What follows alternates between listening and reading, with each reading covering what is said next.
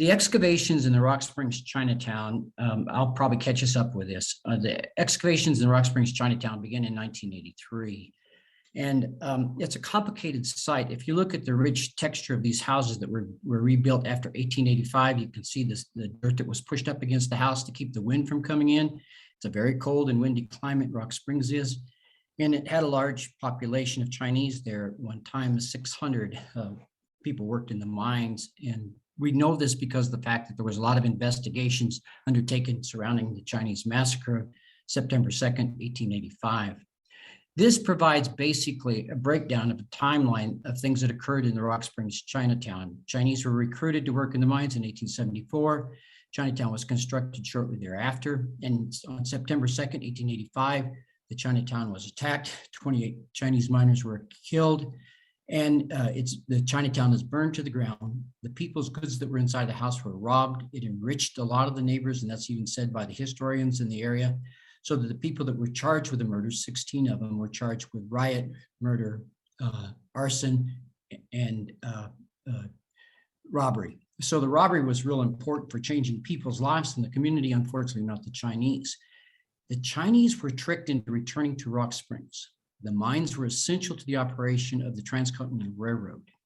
They had been moved to Evanston, and I think by their own volition, and there's arguments about this, multiple arguments, because technically the people that victimized the Chinese, that killed the Chinese, wanted to become the heroes, and they wanted to change the narrative, which is a common thing that happens in mob violence. And because so many people are involved in the mob violence, there's a lot of people that buy into the alternate narrative, and that really happens in the Rock Springs Chinatown. The Chinese did insist on having military troops or sheriffs go with them and accompany them, and they returned, and within 30 days, they rebuilt the Chinatown. So Chinatown is rebuilt within a month. Not all 60 buildings get built up, but enough get built at that point in time that the Chinese are able to move in by the end of September. You have to do that. It's too cold in Wyoming to live outside in a tent through the entire winter, though people do that. Camp Pilot Butte was built by the military at the same time, so there's a lot of activity on the north side of Bitter Creek. And then from 1912 to 1913, they started to subdivide Chinese as the Chinese staged out. The Exclusion Act had an impact on the coal miners in the area.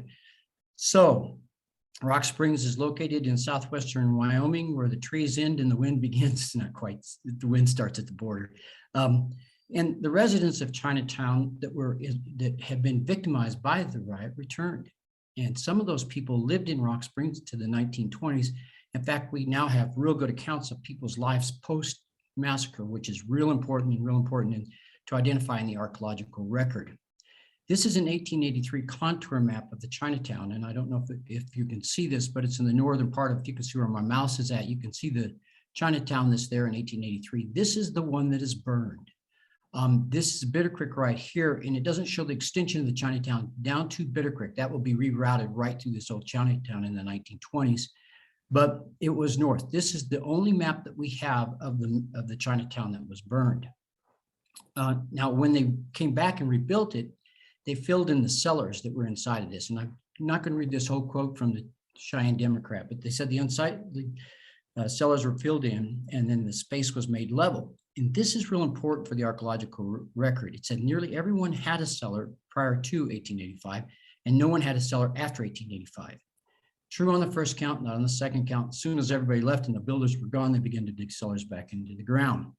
This is the new Chinatown. And if you look at it here are the military barracks, and here's the new Chinatown that's constructed almost overnight. And up here is where Bitter Creek is rechanneled. This is the original channel of Bitter Creek. This 1908 map, sorry, it's going a little bit too fast there. This 1908 USGS map also shows where the Chinatown is in relationship to railroad tracks and to Bitter Creek. I've got to watch what I do here. I'm not comfortable yet with the modem. Okay, so here you see this USGS map from 1908. It shows a Chinese cemetery and it shows the Chinatown. Ultimately, both of these vanish. On the Sanborn map, so sometimes have a few Chinatown dwellings like you see in this slide above, but they don't show the Chinatown. It's because it's Union Pacific property, and I think Union Pacific told Sanborn you may not map them.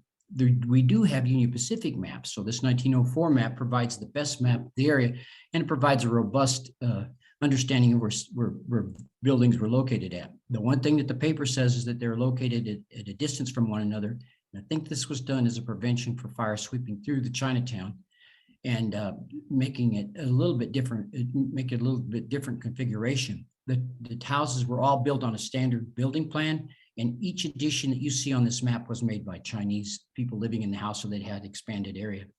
10 people were assigned to each house according to the newspapers of the time. In 1912, 1913, they began to dismantle Chinatown. The first two things that appear in this 1912 map you see here is a public school. And that public school creates a large footprint on the ground. This makes it very difficult to discern and excavate in an area where you're trying to isolate where the Chinese massacre remnants are or where subsequent occupations are. Because everybody that moves into this area after 1912 digs and excavates and makes modification to the archaeological record. The formative process of this site is complex, and I'll go into that in a little bit further.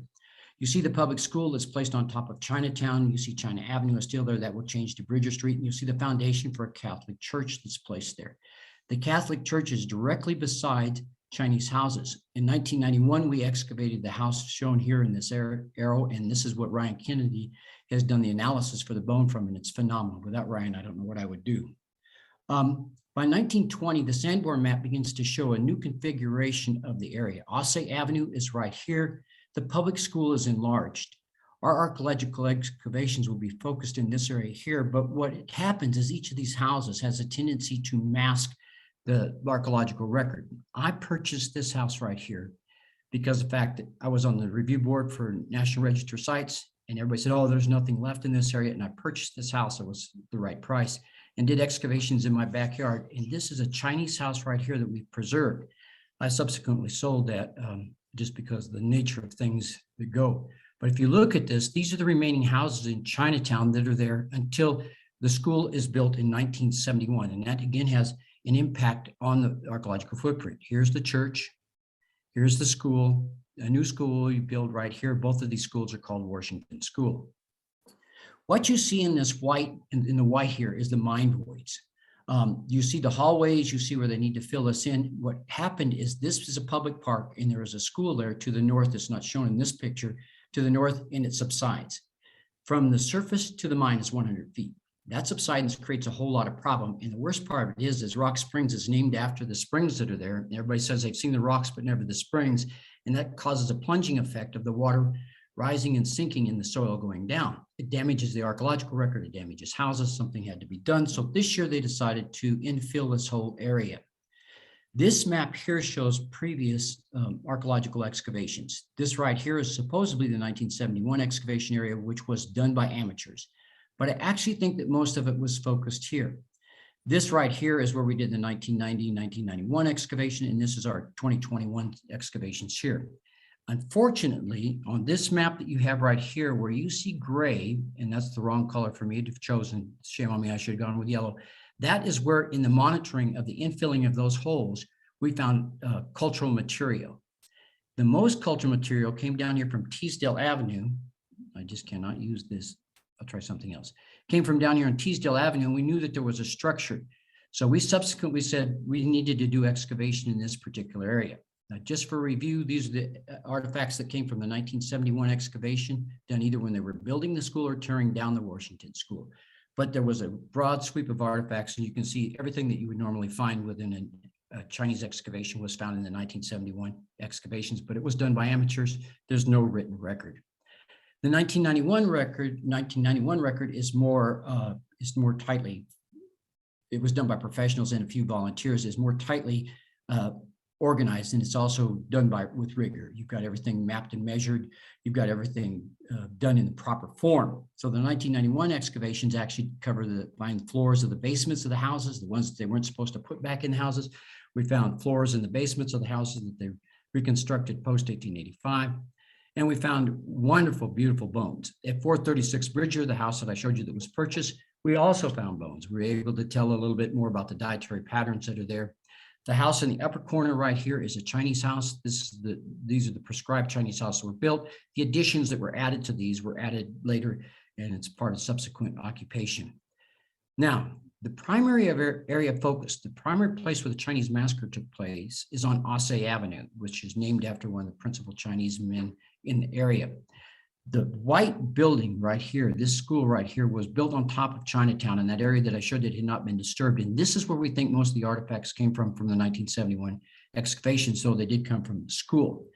The school was expansive. This is the church in the background right here. The school was expansive. When we did our excavation, the idea was to try to identify the strata that was here.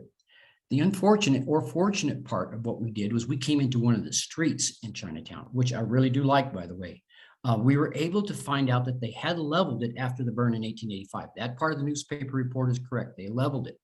But here what they did was they spread the refuse all across the street. So you have the 1874 strata that you can see real clearly, 18 through 1885. And then you have the post 1885 strata right above it. And then the 1912 construction, and that's construction material, that's mortar. And then the school horizon. And I like the school horizon. We found pencils and kids' toys, and it was kind of really unique.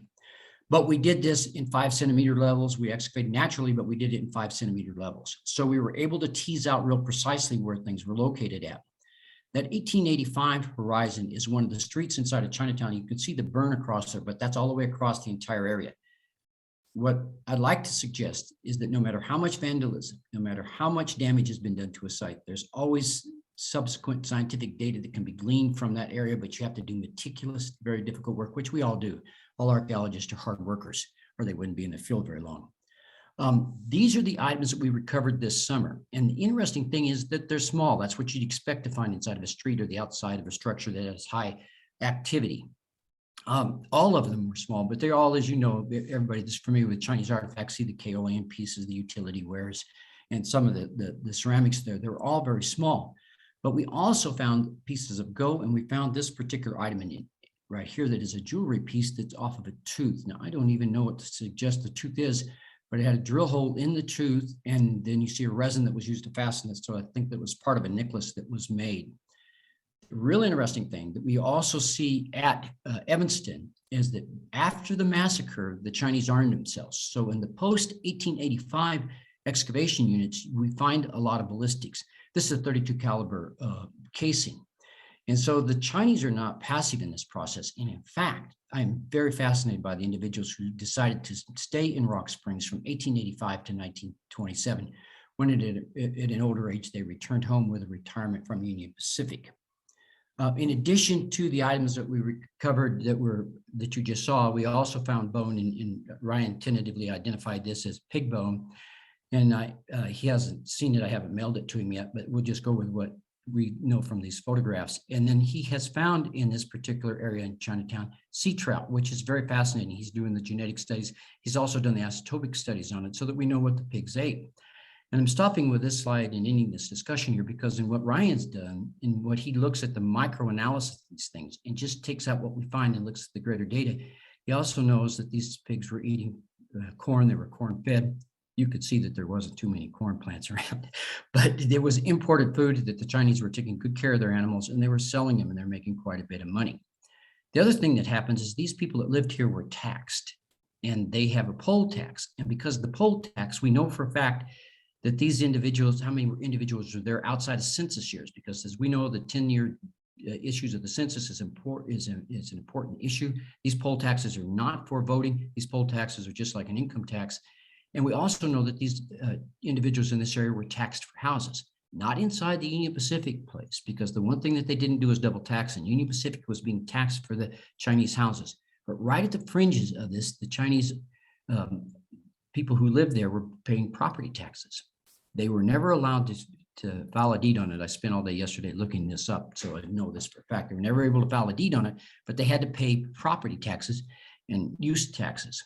That's an aside from what I'm saying right here, but the Chinatown in Rock Springs still contains a lot of information that we need to ferret out and go through. Because what it's done, the excavation in Chinatown, has enlightened us to look for smaller pieces of data in the data sets. Like we didn't even think about the polling tax because we didn't even know that there was a polling tax for the Chinese in the area. That gives us demographic data. But by looking at the small things left behind and by having great archaeologists that help us and assist us, because there's very little money in this process, we've been able to learn a lot. And I want to end by thanking Laura Ng and Paul and Peter Lau and my friends, the Leos, for helping us with this project, because they provided invaluable assistance. And I know I've annoyed them by saying, what does this mean? Because my Chinese is so bad. Even though I've been working on my Chinese since 1972, you just can't teach an old dog new tricks. Thank you very much.